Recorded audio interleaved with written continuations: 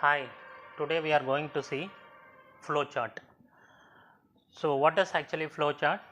It is a type of diagram that represent a workflow or process. So, in the previous video we already saw algorithm. So, what is the role of algorithm? And the second step of algorithm it is flowchart.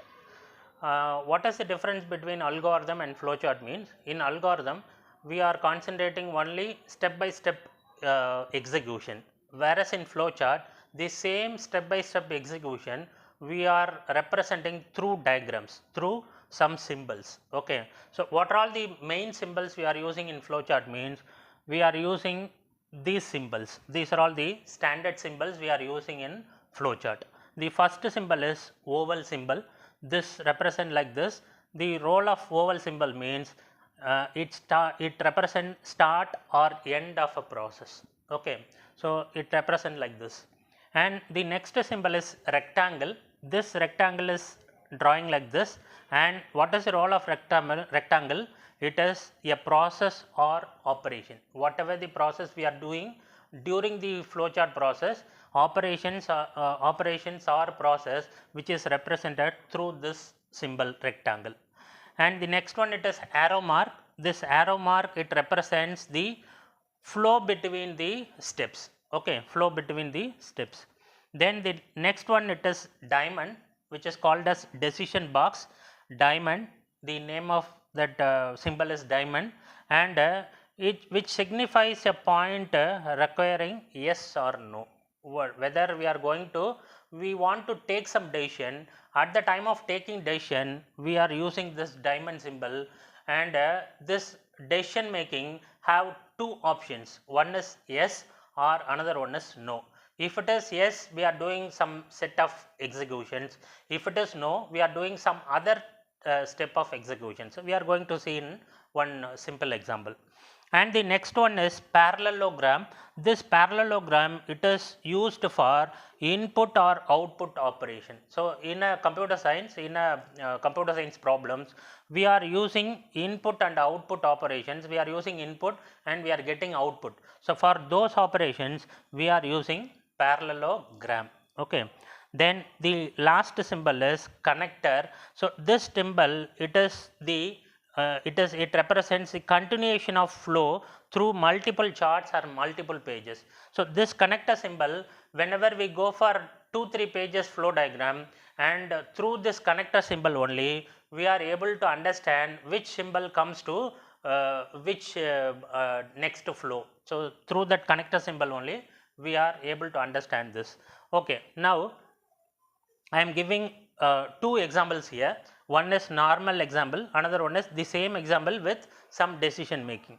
So, in the first example what I draw here means, suppose I want to go to I want to see one movie. Okay. So, at that when I want to see a movie, what are all the steps I have to do for seeing that particular movie? What is that? It is first we have to start. Start means we start from the home. Then we go to theater. Start, we go to theater. Go to theater, it is nothing but a process. So, that is why I am using this process operation. This is rectangle. Okay. Then after going to the theater, what is the next process?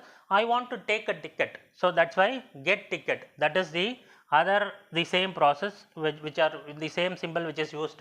This is also another process. And after getting the ticket, I just see the movie. So, that is also another process. So, I see the movie, I am representing with the same what is it, symbol. Then next one is return to home. Return to home is also the process, one type of process, that is also represented with the same symbol. Then we stop the process. Whenever we see the movie, we return back to home, that particular process is over. So, that is why I am using stop symbol here. Okay. Suppose if the same what is it, the same process I want to do, but this time I am not doing with own. So, me and my friend some decide something, we are going to the theater. Okay. So, at the time what we do means, the same process we are representing with a different manner here.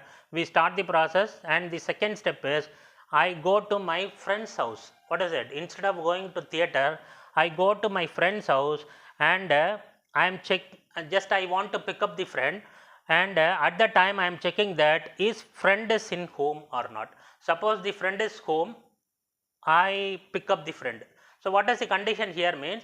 Me and my friend just we talk one another, and today evening we go to the what is it? We go to the theater.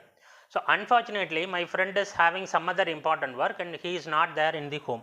So at that time, what I do? I have to take a decision. What type of decision I have to take? Whether I am going to see the movie without friend or I have to return back to my home. So this is what the two decisions. Here one decision is given here. If friend is there in the home, if it is yes, then pick up my friend. Then go to the theater, then see the movie, then return back to home. This is what the normal process if friend is there. Suppose friend is not there, we come to the no part. No part it comes here, and without the friend I go to the theater. Okay, I skip this particular step because I am unable to pick up the friend because he is not there in the home. So that's why I skip this step. Directly I come here, go to theater, see the movie, return to home and stop. So this is the simple live example of flowchart to understand the symbols in the flowchart. Okay, so in the succeeding steps, if necessary, we are going to see several flow diagram like this in our succeeding topic. Thank you. Thank you.